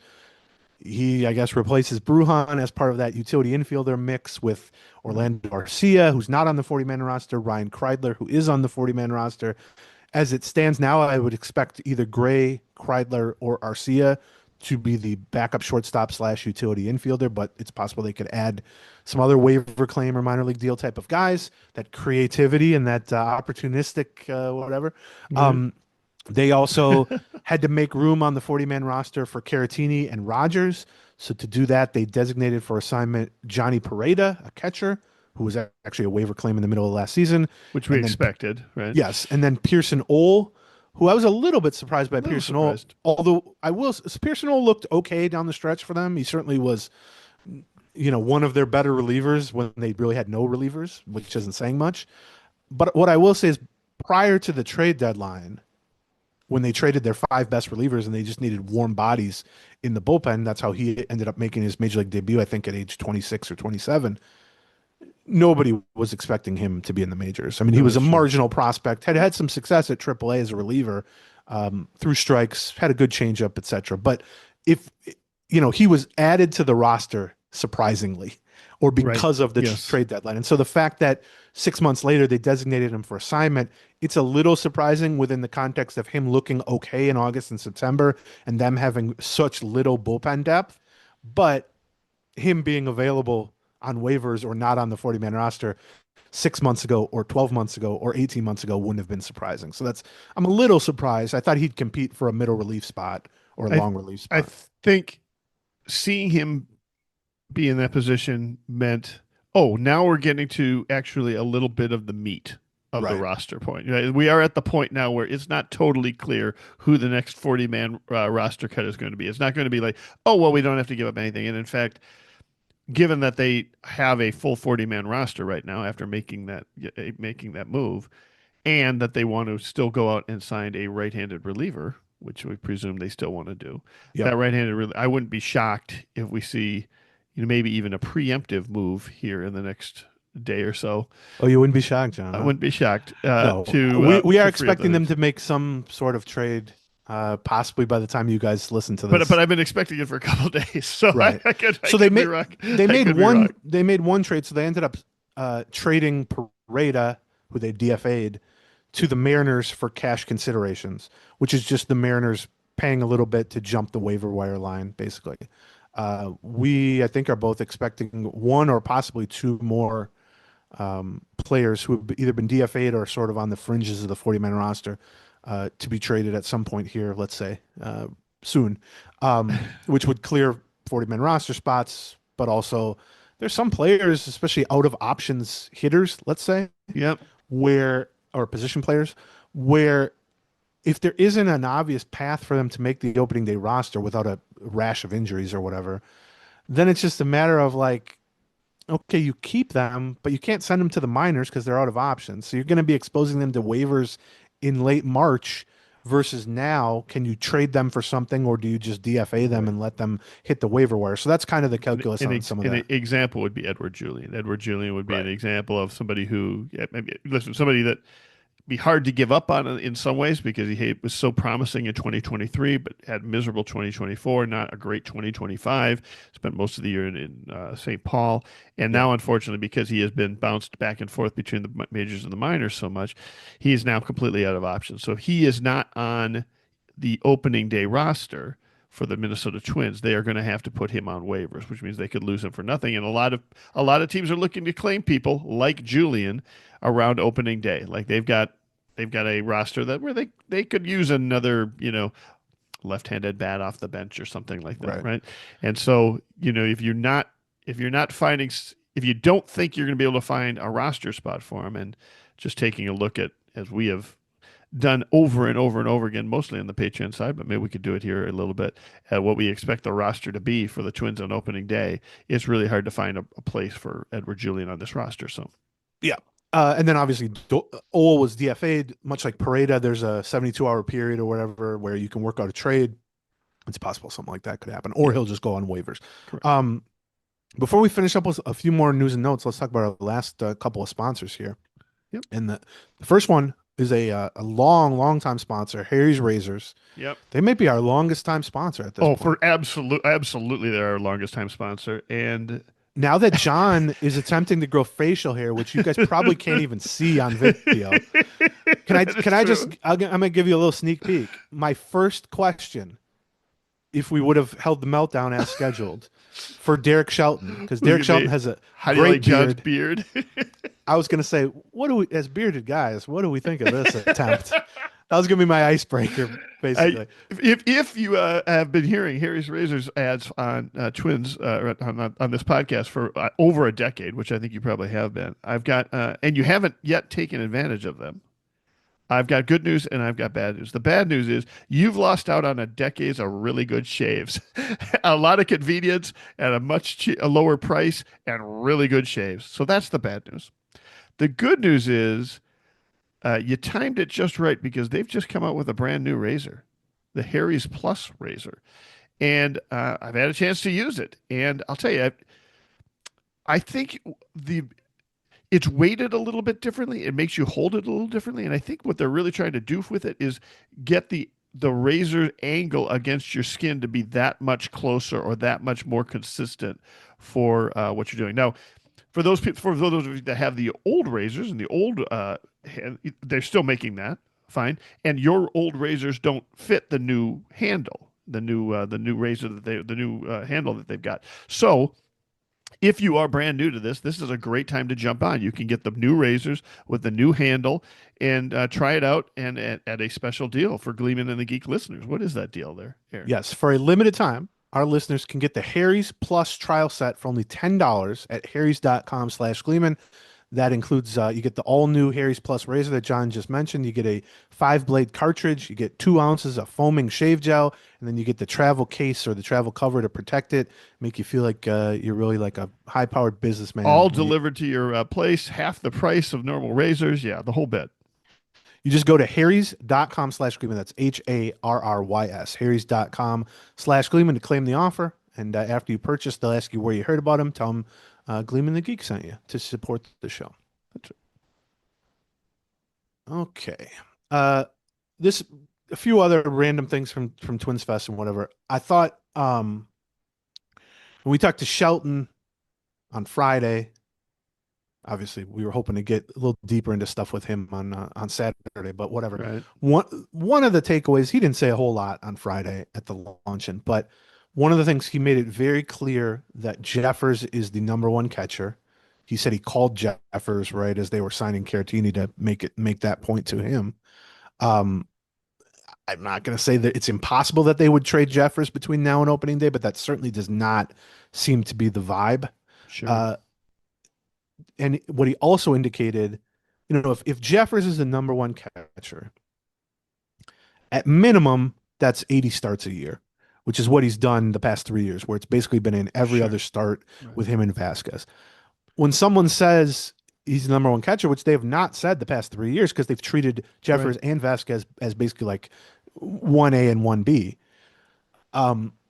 that to me would indicate, maybe 90 starts instead of 80 starts, or maybe 100, sure. maybe 100 starts. Yep. Well, then if that's the case, you might say, well, what was the point of giving $7 million of your limited budget and 2 years guaranteed of that, $14 million total, to Victor Caratini to be a true backup to a obvious, number one catcher, if that's only going to be 60 starts a year behind the plate or something like that? Given their other needs, that's kind of a luxury item. But what Shelton said was, or at least indicated pretty strongly, I thought, was that they are definitely planning to use Caratini as part of the first base DH mix on days he's not catching. And that's not a surprise. He's done that in the past for various teams. He played a lot of first base and a lot of DH for the Astros last season because they had some injuries at those spots. Now, we discussed this on the emergency episode we did on Patreon when Caratini signed that night, I guess we did, where, he's a good hitter for a catcher. The last 2 years he's had a 105 OPS plus, which means he's been 5% better than the league average hitter. And because catchers are worse than the average hitter, overall, that's a pretty good hitting catcher. I mean, it's not amazing, but it's a well above average offense for a catcher. But first base DH is at the opposite end of the defensive spectrum. Right. And because of that, the bar for what constitutes average offense at those positions is much different.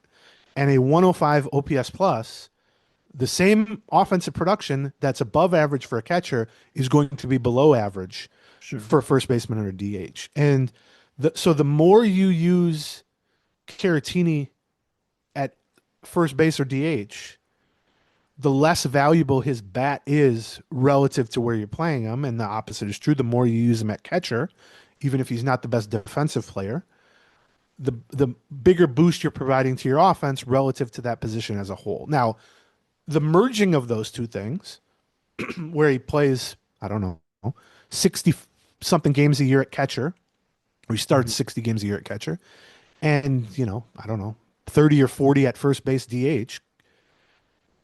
I think that's reasonable in terms of usage. That's essentially how the Astros used him last year. Yeah. And he's capable of that, although I've been told he's not the greatest first baseman. But if the alternative is Josh Bell, he's probably better than Josh Bell defensively. Yeah. But it does make it more, the more you use him somewhere other than catcher, the less obvious that fit is, because then you would say, let's say he's half catcher, half first base DH. There are better bats you could have gotten in the $7 million range, particularly if you're willing to give a 2-year deal like they did for first base DH. Now, to check both boxes is difficult, which is why he was appealing. But it's interesting to me, and I know, the most obvious fit there is, on days Jeffers is starting behind the plate, you play Caratini at first base, which pushes Josh Bell to DH. You don't necessarily want to use Caratini or Jeffers very often at DH, because the problem with the DH spot is if the starting catcher gets hurt, in order to then use your DH at catcher, you have to give up the DH spot. And then you would have to pinch hit for those spots as it comes up in the lineup, which we've occasionally seen. It's not the biggest deal, but it's less than ideal, which makes me think they would want to play him at first base more so than DH. But the other thing is, you got Cody Clemens, who's a left-handed hitter who presumably will be used quite a bit at first base in those scenarios where you push Josh Bell to DH. He's probably as good or better of a left-handed bat against right-handed pitching than Caratini, who's a switch hitter.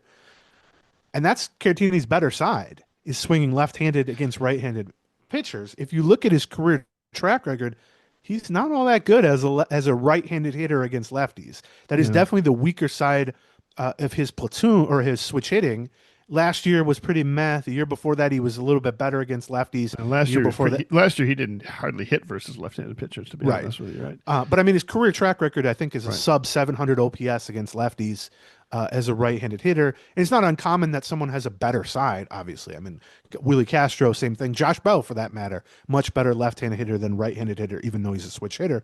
But it's goes back to what I ranted about on several of the past episodes, which is you can, for whatever you think of the level of talent on this roster, which I personally think is deficient in a few key areas, but even if you're relatively optimistic about the overall level of talent they have, the fit for the actual pieces to click into place and be used on a day-to-day basis in terms of making lineups against righties, making lineups against lefties, having relievers who can handle high leverage roles in close games and all that, it, I think, is even lesser than whatever you think the level of talent is. Like the actual, how the pieces fit together. And this would be a prime example of that, because Caratini is a switch hitter and he's a catcher / first baseman / DH too. But the less you use him at catcher, the less impactful his bat is. Yeah. And the more you use him at first base DH, you're saying, well, how are you using him, or against whom are you using him at first base DH? Well, he's a better left-handed hitter, so you'd want to use him against right-handed pitchers, except against right-handed pitchers, that's Cody Clemens' job, right? Yeah, right. I mean, and Josh Bell, who's going to be at DH. Then you go, well, okay, that's good because Caratini's a switch hitter. So what we'll do is we'll use Clemens as a left-handed bat against righties, and then when a lefty is on the mound, we'll bench Clemens and we'll put Caratini, a switch hitter, and he can bat from the right side, and it can be kind of a quasi-platoon at first base. In theory, sure, except he's worse against left-handed pitchers, and he's not anywhere near a level of production in terms of his career track record that you would want to start at first base or DH against left-handed pitchers. I mean, he's got a sub 400 slugging percentage, a sub 700 OPS. He's just, he's a mediocre hitter against lefties. And so this would be example of, I do get the sense that that's how they're going to use him, mostly at catcher, some at first base, probably against lefties because, that fits their current roster.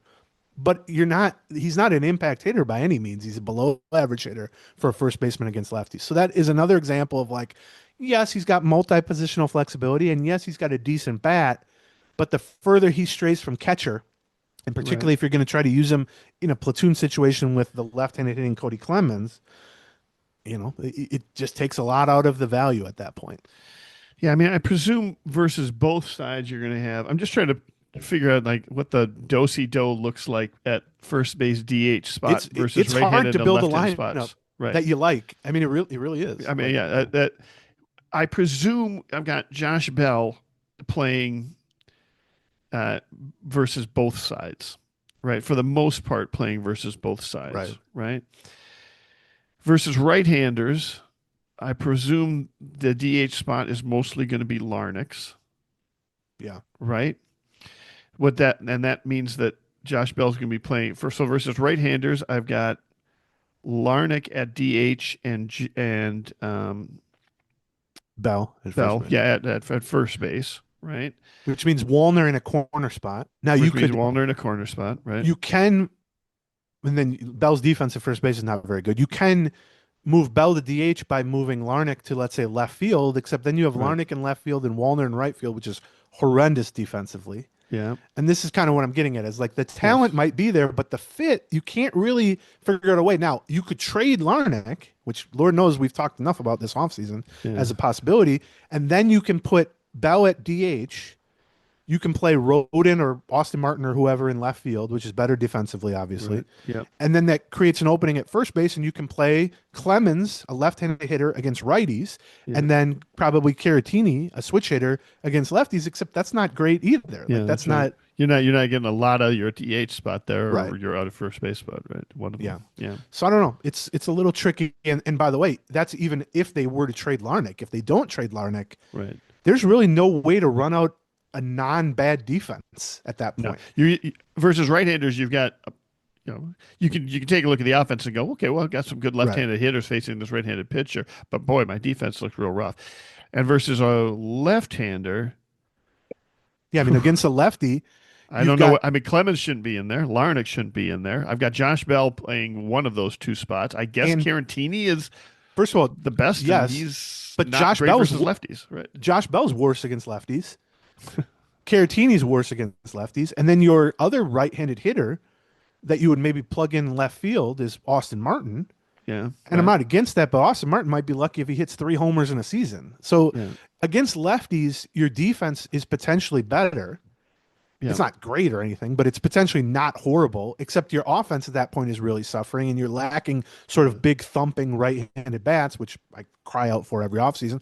And the opposite is true against right-handed pitchers, which is what you're going to see 2/3 of the time. You can put the bats like Larnach and Bell and Caratini and Wallner, et cetera, Clemens, who are going to be good fits relatively to platoon sort of against as lefties against righties, except the defense is either going to have Bell at first base or it's going to have Larnach and Wallner in the corners, which is again bad. And you still have Lee and Keishel as you're up the middle. Like that, by the way, is one of the, if you delve a little deeper into what we were talking about with Pohlad's words and actions of like, well, what have they really added? Think of how much they talked up wanting to improve the defense and the speed of this team.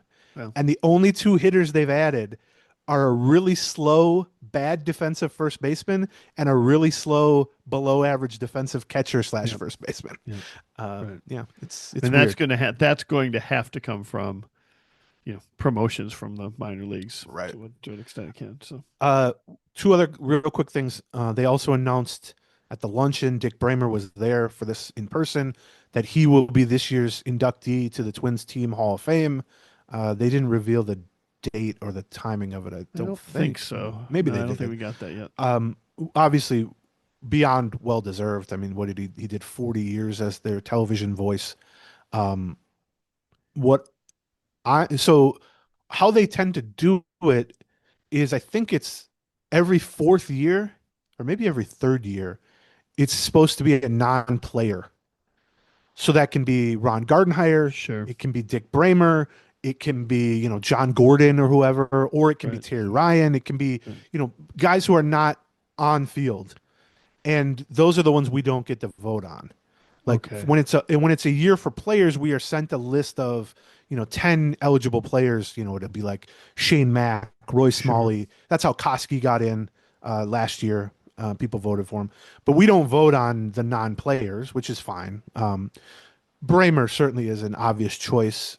It's interesting that he's the only one because there's been quite a few years when there's been multiple people going in. Here's what I'm curious about Bremer. He's usually the MC for this stuff. Yeah, I thought the same thing. They're Yeah. gonna make him be the MC for his own thing. Ladies and gentlemen, one of the handsomest announcers in the business, Dick Bremer, and then he just hands himself the mic. If anybody could pull that off, it would be Dick Bremer. Truth be Sure. told. I did find out that he found that out while his family was with him, sort of over Christmas break or something, and they celebrated by a toast of champagne in their ice house. Nice. Yeah. Which is just the most Bremer thing in the world. I just love that. Yeah. It's been it's in been some good Minnesota town that nobody knows, but he knows exactly where it is. Yeah. It was good to see him. It was good to see him celebrated. It'll be obviously good to see him celebrated in front of a big crowd and everything. Well deserved. I'm glad that he remains somewhat around the team. Yep. I know he does events for them. He MCs stuff. We saw him a handful of times. I saw him around the press box and the suites and stuff like that. Yep. We talked about this at the time. Like he wanted to keep announcing Sure. for at least another year or two. They decided to make a change. I think Corey Provis has done a wonderful job, but that doesn't take away from the fact that Bremer didn't end things on his terms, or at least how Sure. he would have preferred. So it is good to, and that's not Corey's fault. It's not like Corey was pushing right. for the job or anything. You can go find the episode we did with Corey around that time when we talked about that. So, but it is good to see that Bremer and the Twins are on good terms still, and he can still be an active face around the team. And I think technically he's like an ambassador, a team ambassador. Maybe I think is the role, which means he's probably getting a nice paycheck or two from the Twins, which is good too. Hope so. So yeah, I was happy to see that. It was good to shake his hand, tell him congratulations, much deserved. I'm trying to think announcer wise. I know Gordon is in. Obviously, Herb Carneal is in. Bremer's been their only TV voice essentially for my lifetime. Yeah, this is the '80s for sure. Yeah. It is. They are unique in the sense that the voices of the team, they've gone through a few other people, but like these are multi-decade stints. I mean, It's harder to be more associated with the team than Herb Carneal and John Gordon and Dick Bremer. Like those are guys who got those jobs early and did them well for 30 years, 40 years, whatever. So I think that's kind of a cool thing. And if we're being honest, I think hopefully 20 years from now, Corey Provis is getting inducted because I know we're both not only fans of him, the job he does, but also just couldn't be a better person. And he's been a 2-time guest, 3-time guest, something like that. At least twice, because we did the one with him shortly after he got hired, and we had him in the Winter Meltdown. Right. And maybe we'll do it the third time. I can't remember. Maybe we'll get Bremer on ahead of his induction. How soon do you think before they induct longtime podcasters Aaron Gleeman and John Bonus into the Twins Hall of Fame? Yeah, I'd be worried where they'd put us. Beneath the ballpark, probably. Yeah, that's right. Cement shoes, maybe something like that. That's right. Yeah. Well, we got a spot for you. Don't worry. Yeah. Special elevator goes all the way down for you guys. That's right. You're right next to Hoffa. It is funny, like no one has been more critical of the Twins, probably than me. But if there is someone over the course of decades, it's been Patrick Royce. Well, that's true. Yeah. It's not the Twins specifically. He just rips everybody all the time, obviously. That's part of the deal. Sure. And the Twins really do celebrate him quite a bit. Yeah. And I do wonder, like, when he retires, which will probably be after I retire, especially I saw him, he had knee surgery. He's getting around pretty well. He did good. Yeah, he's excited. He told me, do not have knee surgery. I said, you don't even know. You're talking to a guy who has not had knee surgery for 20 years that needed it. Yeah, right. Yeah. But I do wonder if the days of teams sort of honoring writers and media members who are not affiliated with the team is a ship that has sailed. And I'm not talking for myself. I mean, there's nothing worth honoring with me. But it does seem like sort of a like a relic of Yeah, like, I suppose. oh well, we're honoring the columnist who's ripped us for the last 40 years or whatever. It's like, Right, yeah, yeah, that's okay. a, Last very quick things. Old friend Harrison Bader signed a yeah, 2-year, $20.5 million deal with the San Francisco Giants. It was interesting because not only did he sign a 1-year deal with the Twins last year, which by the way had a mutual option. We're given examples of why never pay attention to a yes, mutual right, yeah, option. yeah, That had a mutual option for like 10 million or 11 million, was immediately declined, obviously, by Bader. He gets a 2-year deal. This is the third straight offseason Harrison Bader has been a free agent. And now he's 32, where he was 30 at the beginning of it, which right, for a center yes, right, fielder who's a speed guy is key.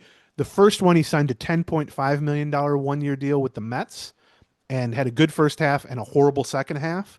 Then he got a $6.25 million 1-year deal with the Twins around this time last year yeah, and had maybe his best overall season, or certainly his best overall season in quite a while, and was even better when he was traded to the Phillies. yeah. And so it makes sense that now for a third time, even though he's a little older, he gets a 2-year deal coming off a very good season. That's the type of deal. I'm a little surprised the Phillies didn't get him.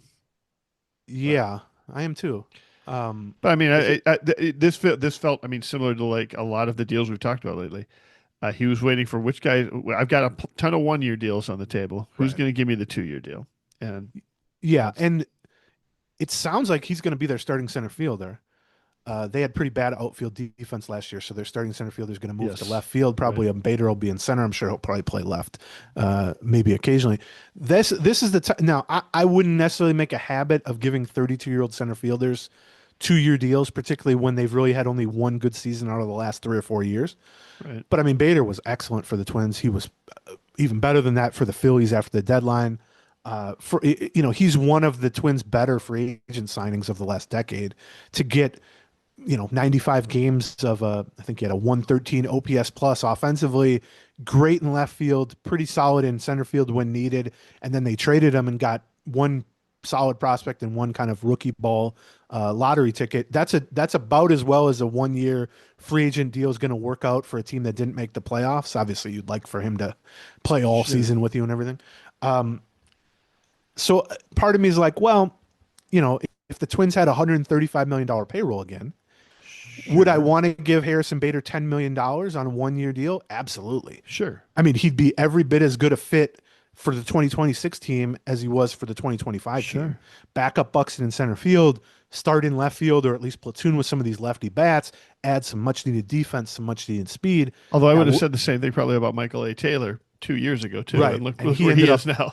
now he's coaching for the Yeah, Twins. exactly right. Yeah. Well, right. yeah, that's sort of what I'm saying, especially on a 2-year deal. That's probably Right. something I wouldn't have been comfortable with. But what has been sad, selfishly for us who like to have things to discuss during the offseason, is the way their payrolls have gone and the way the ownership situation has gone. We never even discussed No. whether It it was would not be even, not even an option. right. Yeah. It takes scenarios like giving a good player a 2-year deal for 10 million a season so far out of the realm of possibility that it's like it wasn't even worth saying. Like, should they sign Harrison Bader for a 2-year, $20.5 million deal? Because kind of similar to a while back on this episode when I said, hey, Sir Anthony Dominguez was the last Right. good reliever. He got 2 years and 20 million from the White Sox. In my mind, I'm like, well, we wasted a whole lot of time discussing him Yeah. as an option when they were never going to give him 1 year, 10 million, let alone 2 years for 10 million apiece. And so it's probably a similar situation, but that does kind of take some of the fun Sure. or all of the fun out of hot stove season, where it's one thing to know we don't need to talk about Kyle Tucker or Bo Bichette or, whoever as a Twins option. That's always been the case, except for maybe Donaldson and Correa. It's another thing to be like, we can't even talk about multi-year deals. We can't even Yeah. talk about. Now, what I would say is they gave Victor Caratini 2 years, 14 million. Right. Yeah.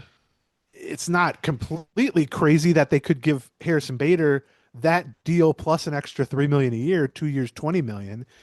I think there would be a decent argument or debate about which of those would be a More better valuable. investment because the age thing isn't really a factor. Caratini's an old 30-something catcher, which they don't really, age all that well.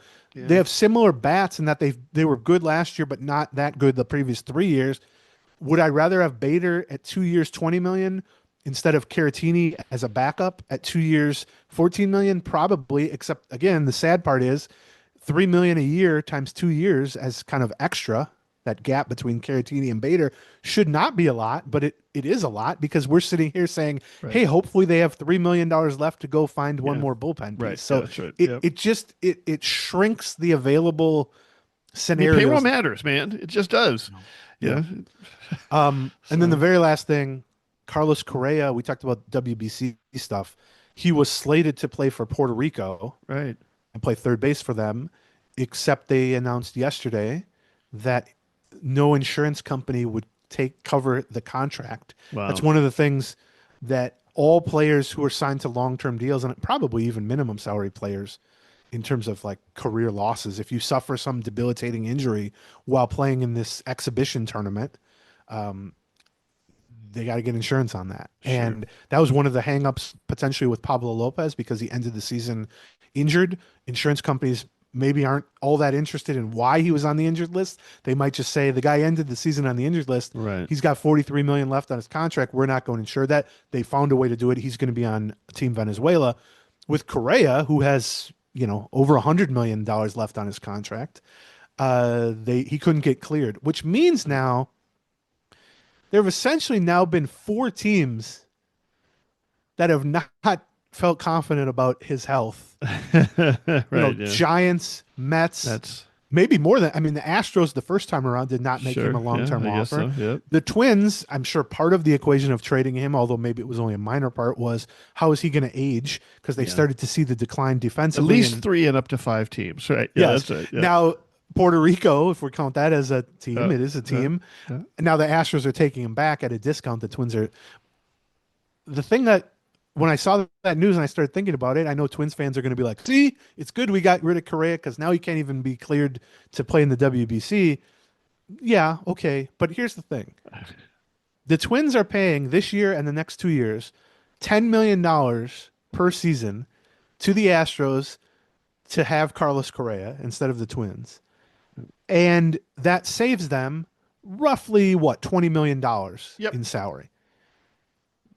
They haven't reinvested that. Yeah, the $20 million is. Yeah, I remember not going to additional payroll at this point. No. I remember when we did the emergency trade deadline episode, the night they traded him, which was a shocking thing, obviously, and me saying people are giving them too much credit for quote unquote unloading this contract when A, they're paying for roughly a third of the contract, just eating it, and B, I just had no faith whatsoever, even on July 31st or August 1st, that they would be reinvesting that money. And unfortunately, I think we have seen that play out. Yep. Not only haven't they reinvested the 20-something million that they quote unquote saved by sending Correa to the Astros, they're 30-something million below last year's salary. So all they've done from a payroll standpoint is not have Carlos Correa and be short another $10 million, which kind of takes some of the air out of any positive benefits of not having Carlos Correa. Because whatever you think of Correa at this stage of his career, and he's going to be playing third base for the Astros instead of shortstop, a team is better with him than without him. Right, yes, for sure. We're talking about Brooks Lee's the shortstop, and we don't even know who the backup shortstop is. So, I think that's disappointing, but not surprising that the Twins made so much of creating flexibility by way of trading Correa, only to not spend a dime of that money. 100%. Flexibility. Yeah. Okay, that's it. We will be back probably Friday on the Patreon side. We might do a little bit of a mailbag. Yeah, we haven't done a mailbag for a long time. Maybe a special guest the week after that. Yes, I have a special guest lined up for that for middle of next week, which should be fun. We'll be back with a free show, I think, a week from Friday. Yes. And then spring training, baby. Like we just spent 5 minutes lamenting about how the off season and the hot stove is not particularly interesting when you've got no money to spend and you've got to reduce what you can even talk about. We're going to have a lot to talk about at spring training. I don't know how this roster's coming together. I think we've still got at least one move coming. We potentially have a trade, a trade or two coming here as well. So, yeah, I think definitely worth joining us for the. You know what? We even could try and do some sort of special for Patreon members during spring training. You love to make less money, John. That's what you love to do. You love to give a discount. I do too. That's the way I am. Yeah. We'll probably figure out something like that. And thank everybody for getting the discount of a free episode from all of our sponsors that we've talked about, but a special thank you to our presenting sponsor, Black Stack Brewing. Just quality people creating excellent beer. And now it's available to all of Greater Minnesota. So stop by your favorite liquor store or the Black Stack Tap Room to grab your favorite brew or try something new. We will see all you fine, good-smelling, handsome Patreon folks later this week. And to the rest of you who we still like, we'll probably see you next Friday. Goodbye. Bye-bye. And welcome to the end of this video. There's lots more. For another, just click on one of these boxes. Or click on this circle in the middle to subscribe to all of our Twins Talk. Thank you. Cleveland.